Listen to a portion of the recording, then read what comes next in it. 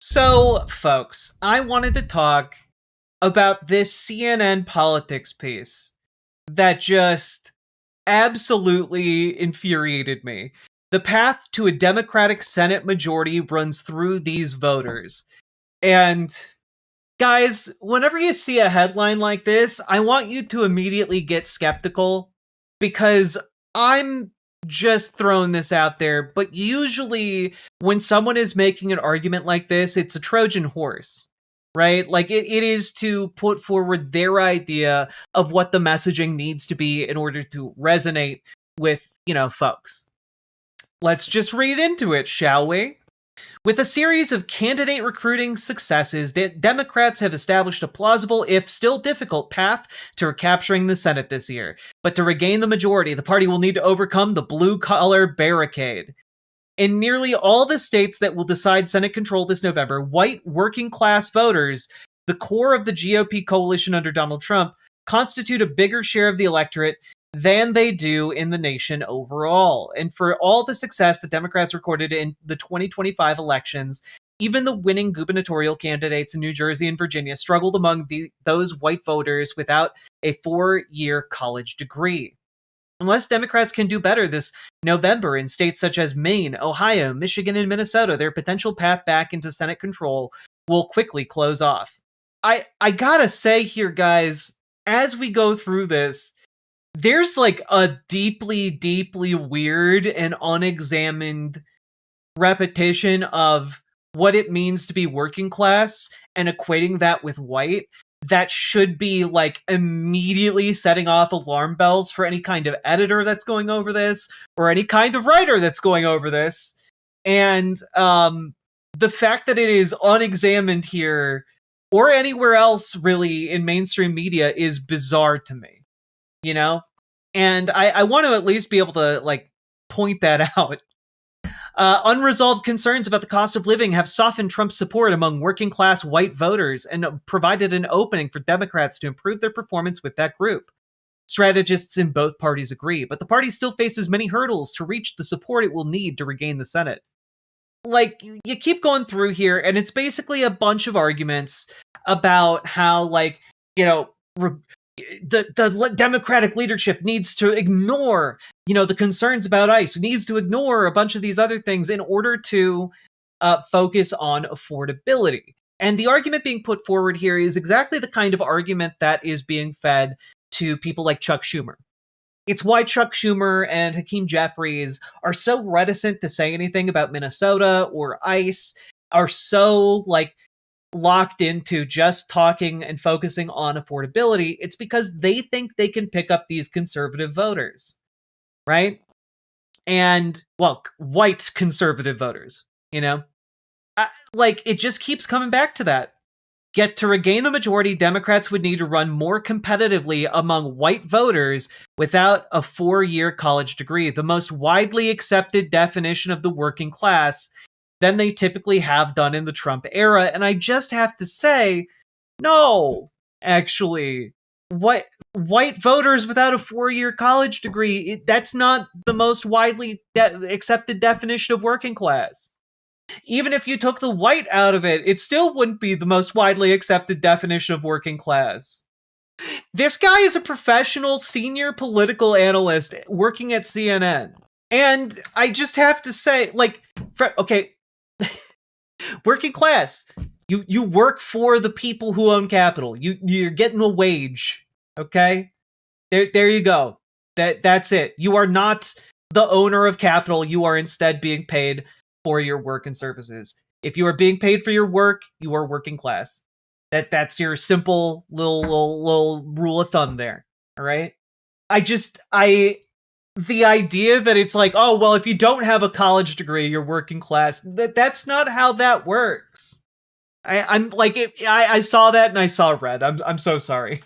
So the issue here is that this all comes across, I think, to out of touch Senate and House Dems as very sensible.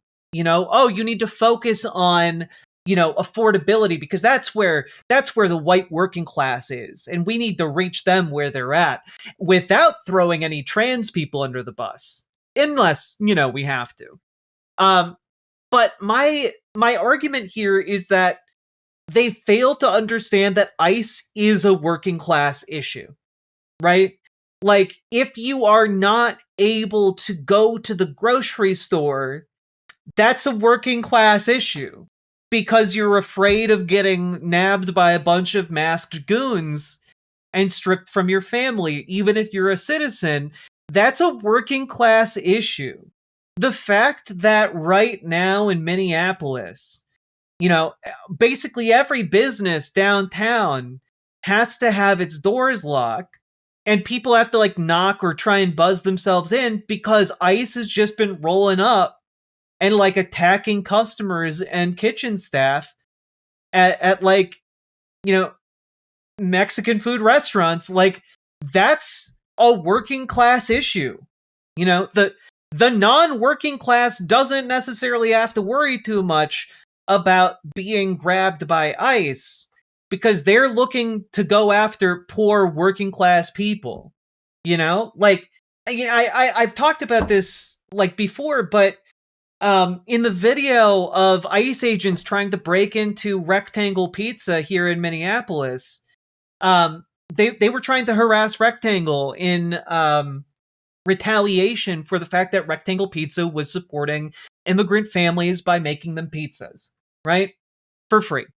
And they like ICE tried to roll up to Rectangle and throw a gas grenade into the restaurant. The restaurant was closed that day because they had baked so many pizzas they were out of materials to make pizzas. That's the only reason all of the customers and staff in there didn't get gassed by tear gas. And I just want to say, like, that's a working class issue. Like not getting tear gassed at work. It's a pretty working class issue. They're not rolling up to the Apple campus and tear gassing those guys. You were there videoing and yelling at them and got tear gassed by them? Yeah, like when they couldn't tear gas the restaurant, they just threw the tear gas into the middle of the goddamn street. This is a working class issue. And so the idea here that, Democrats need to appeal only to working class white voters, I don't think that is the case. I also just kind of disagree with the heart of the point, which is that Democrats can only win by like seducing white working class voters who voted for Trump, and like we have to ease them in. Maybe we can sprinkle a little bit of bigotry on top of our leftist politics, and maybe then the conservatives will like us. And they won't. They won't, guys. There has never been a moment where the people who are MAGA have thought, maybe I won't be MAGA anymore if there's just a slightly bigoted party instead of a not bigoted party. Like, that's not how this goes.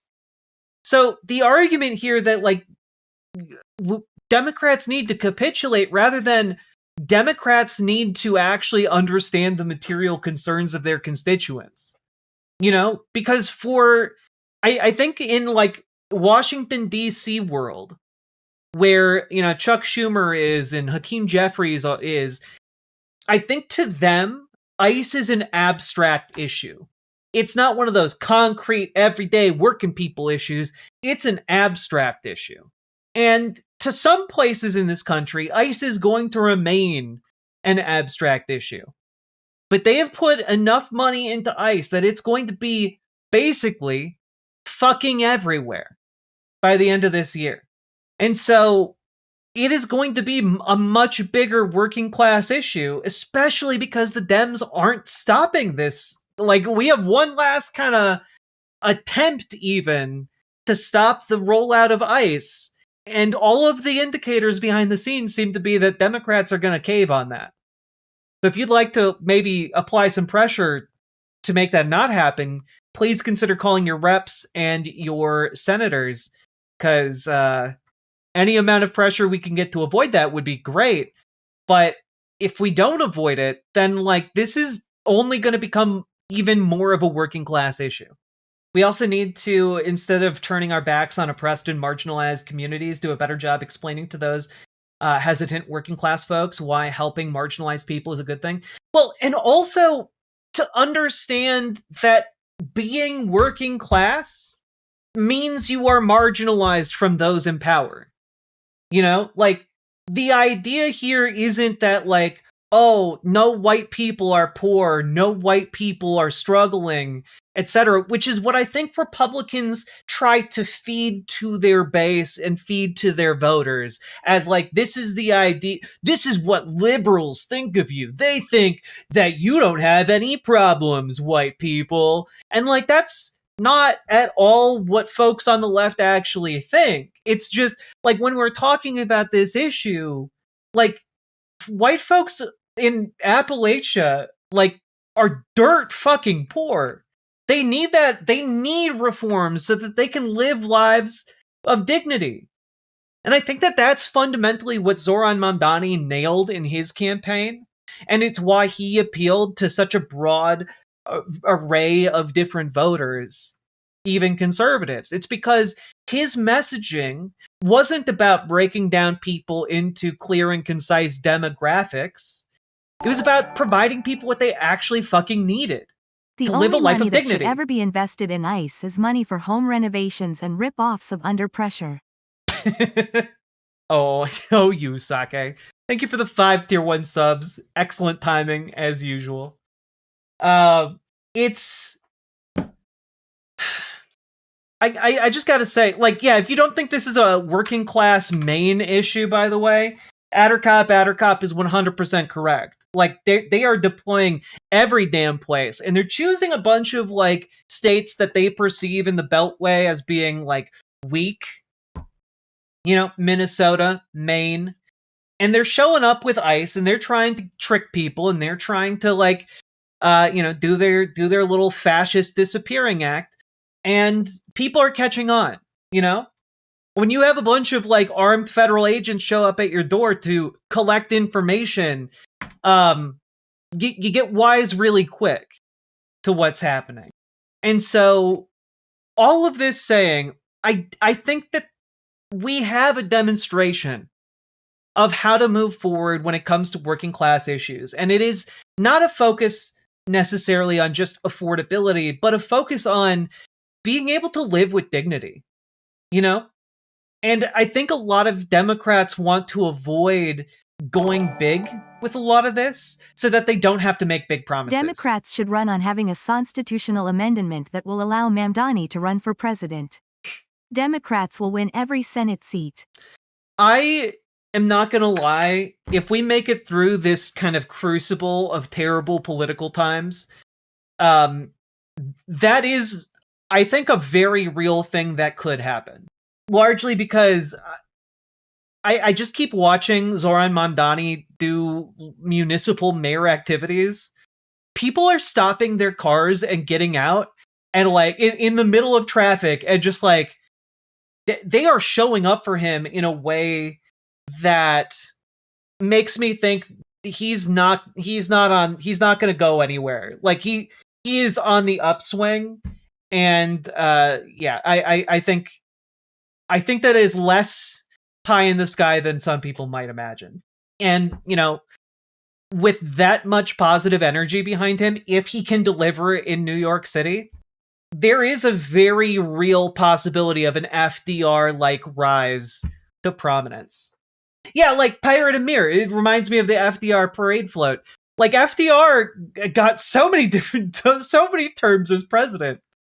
And, you know, I think that it's fine for him to be term limited, but it's not impossible to have a coalition of Democrats so bolstered and excited that they could make that happen.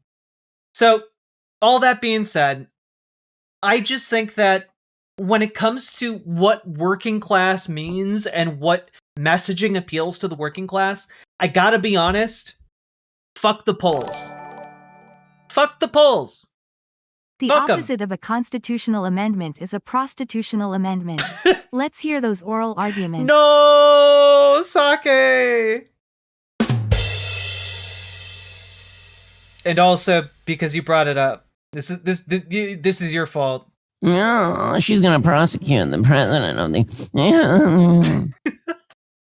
Fuck the polls, literally. No, not fuck the polls, literally. But like, the polling is what, and the means testing of messaging is what is leading Democrats down this really bumpy way. Some brain rot to help ease your pain. Shrimp strong together. Thank you for the $5 dono. But it is the polling that is leading them down this path. And this path does not end with them getting a messaging that is compelling to working class voters. What it ends with is them getting a message that polls well with like a handful of people. And for the rest of us, we see it as the, means tested garbage that it is. This path started with Clinton. Exactly. I just want Democrats to understand it's not that complicated. It is not complicated to advocate for people to be able to live lives of dignity. It is not complicated to see what Donald Trump has done to this country by giving ICE a budget larger than most militaries on the planet. And it's not complicated to say, well, if Donald Trump can do that while giving $1 trillion to, the richest people on the planet, well, then guess what? We can have Medicare for all. And you know what? We're gonna pledge that. Like we're gonna make sure that people can live in houses that are decent and don't collapse or have mold. It involves actually providing for folks. Like, it's not complicated.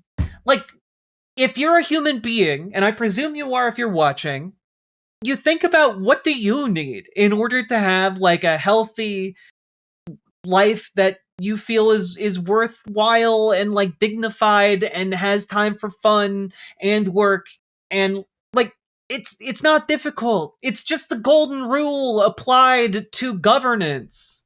And I don't understand why that is such a struggle for Democrats who moved to Washington, D.C. and suddenly are out of touch for the rest of their lives. Jim Water, CEO of Water. As a very wealthy CEO, I appreciate the Democratic Party for listening to my needs and responding appropriately. As Jesus said, he who serves the billionaires, serves all. Yeah, and genuinely, it might be because people in Congress get lobbyists confused with people. That might genuinely be the issue. Where they just have all of their time taken up by lobbyists and their rich billionaire friends and donors, and they come to think that that is what the average person is. I don't know. There is something at work that just completely disconnects them from reality. And we are living with consequences right now brought upon us by politicians disconnected from reality. And I think on that note, we're ready to transition into another segment. But let me know what you thought about this. Let me know what you think about this Politico piece. I'm going to actually link it here for all of you to read if you can. I do think that there is a very narrow path to victory for the Senate, but I think our path to victory should not be dictated to us on the left by conservatives. Our pathway to victory is, as it always has been, through providing for working class people. And if you want to bring that message to your local Dems to make sure these corporate fucks that are watering down the message and like redirecting it on behalf of capital, join your local Dems, join your local DSA. If you don't know how to get started doing that, join our Discord, reach out to Gamergy for help with your DSA, reach out to Dragonfly for help with your local Dems. Both excellent organizers who have dedicated years of their lives honing these skills, and they're willing to help you. So please take advantage of that, okay? Hit the like button, leave a comment longer than 8 words, let me know what you think, and subscribe.